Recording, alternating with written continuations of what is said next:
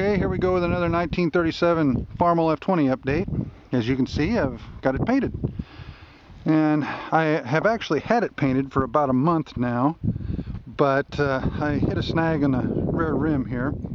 What they are is these F&H variable tread rims, and they're split rims, and they have a locking ring on the back here.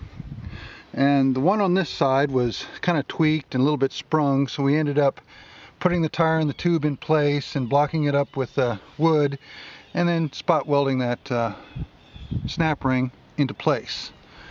Now, of course, if I ever have to change the tire, I'll have to grind those welds, but that's no big deal. But it's on there at any rate. And I've got, of course, the touch-up paint there, and the lug nuts, and inside the hub there, and a couple other little places.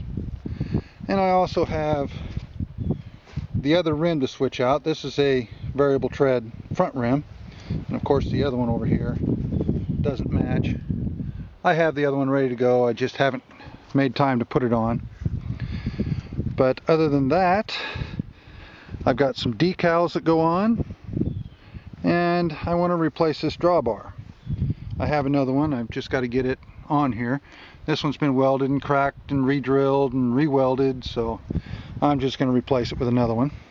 So I guess just the drawbar, the front rim, decals, a little touch-up paint, and an exhaust elbow, and I will be done. I want to take it to a show next spring. They're all over and done with around here for this year, so that'll have to wait until next year.